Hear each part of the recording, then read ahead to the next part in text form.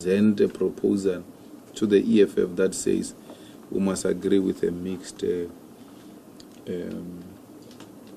ownership of the land. We feel very strong that the land should belong to the state. The state must be the custodian of the land.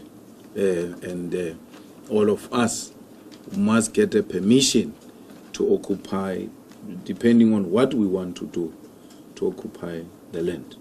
If you want to build a house, go to the state and explain, I want to build a house and I need so many hectares or so many square meters. It will be allocated. The same with school, the same with church, the same with agriculture.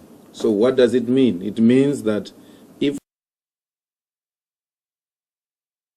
you've got a farm in Stellenbosch, you continue to farm in that farm, but you shall receive the permission to do so from the state. So you are farming on a farm that is 100 hectares, you're only using 50 hectares.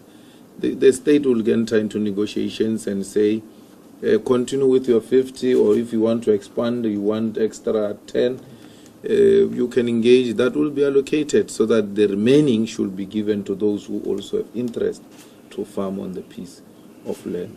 There is no threat to production. If anything, there is a guarantee to increasing production, because the land that was just lying there not being utilized is now going to be utilized by other people who ordinarily will not have had access if that land was going to be sold to them, because they do not have money to buy the land. So that's where really we come from. Okay, the same goes to houses. You stay in this house, it's your house. There was someone who was coming with a crazy idea that a white person owns a house with 8 bedrooms, therefore we want to go into the house of a white person and say, no, you take 2 bedrooms, and then no, we don't want that. We don't want to stay in the houses of white people. We want the land. If there is a land next to where the suburbs of white people are, we'll take the land and allocate it to our people. Why closer to you? Because that's where resources are. The roads, the water, the electricity, the hospital. So that's what we want. We want to be closer to where development is. Because townships were not designed for residential arrangement. They were barracks. They were prison-like. We cannot continue to subject our people to townships, because that will be unwittingly supporting what apartheid regime did, pushing our people into barracks and cells. So we can't do that. We want to come closer to where things are. Can you imagine if people are closer to where they work?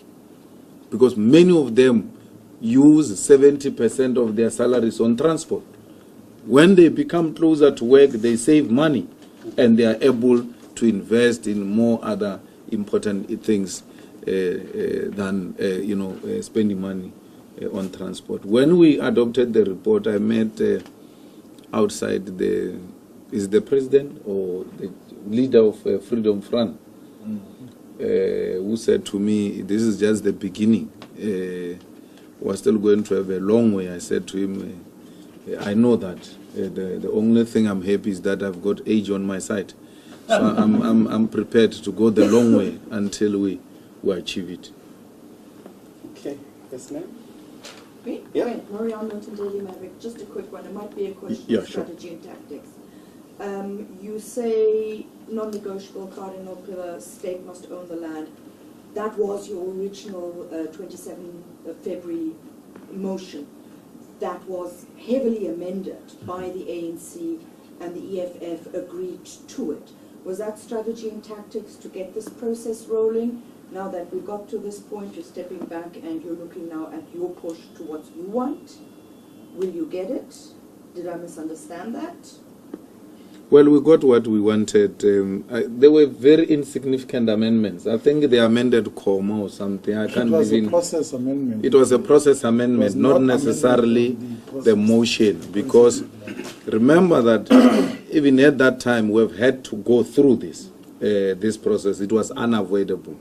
And in our motion, we had not included the process whether we should consult people to give us a permission to start the process to amend or not to amend. We said amend now, you know Asmus. That's how we start. You amend now. And then everyone says, no, we hear you, we can amend, but let's do this. So, okay, now we're talking. So let's go and do what you're saying. So we got what we wanted. Today when we entered the house, you could see that the DA was very provocative. They wanted to somehow do something that will delay the process. And we took a sober, conscious decision. We said, today they can even call us monkeys or anything. You don't say order, you don't say anything, you just keep quiet because you want this thing to pass. So we were focusing on the ball here. We were not going to be distracted, we were not going to be deterred. We're focusing on amending the Constitution to expropriate land without compensation. What is going to help us? And the good thing is that, you know, the monopoly capital, white monopoly capital, appreciates that very well. It says we shouldn't have a situation where Cyril is at the mercy of the EFF come 2019. Because if he's in the mercy of the EFF, then we are guaranteed that the Constitution is going to be amended the way the EFF wants it. So these unnecessary attacks on the EFF is to deliberately ensure that Cyril gets the necessary majority so that it doesn't depend on the EFF for him to be president or for any government to be constituted next year. So we are alive to that, that there's an agenda to discredit the EFF so that whoever is going to constitute government next year should not need the EFF. And by the look of things, it doesn't look good that Cyril will win. He will not win outright, so he will need us. So he must pray that he wins decisively, because if he doesn't win decisively and he needs the EFF, then those strategy and tactics you're talking about, they're going to kick in effectively. So anyone who's going to need the EFF next year will be based on this process. We hope that before we even go to elections, before we close this parliament, we would have resolved this matter and would have amended the Constitution. That's what we want. We want it to be concluded. Even in the committee there, we said this must be done before we close this fifth parliament. Stay. I think you've in part, sorry, I think you've in part covered my question. But what I wanted to know is that when you speak of the bill, you're referring to the constitutional amendment bill, which will require 2/3 of the House, which at the moment, before elections, the EFF and the ANC have together. So if you cannot find each other on this thing of the mixed version and the extremely nationalized version of the EFF, does that then mean that you will not vote with the ANC? If you cannot strong-arm them into agreeing with you guys, you will not vote for that bill to pass in Parliament? Well, you see, strategy and tactics will deal with that at the right moment, because from time to time we have to, you know, cross certain things. So if they want to insist on us passing the bill in a manner they are suggesting and we do not have the numbers, we will have to discuss, does it cause any harm, or do we abstain and reintroduce the subject again in the new parliament pending the outcome of the elections? Because we may not want to amend the Constitution, which is not favorable to us, on the eve of the elections.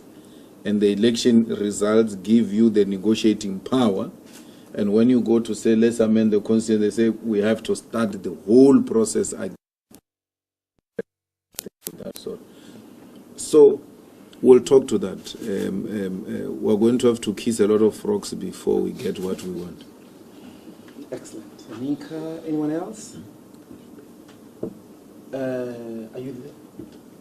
No one else? There's a hand at the back. The hand at the back, I can't see. It's her. No, that's Anika. Is that Anika? Yes. And I just need another language when everybody's done, that's all. Okay, we'll cover you. Anika. Thank you. Mr. Malema, Anika Larson from ENCA. Talking about a campaign to destroy the EFF, this question may seg into that comment. Do you think that the reports that your wife is staying in a Hyde Park house owned by Mr. Mazzotti of Carney Links, who has got a reputation of not paying taxes and being involved in the smuggling of illegal cigarettes, I don't know if those are tested or not, is going to damage or has damaged your brand at all as being a party for poor workers and a party that is very anti-corruption? Well,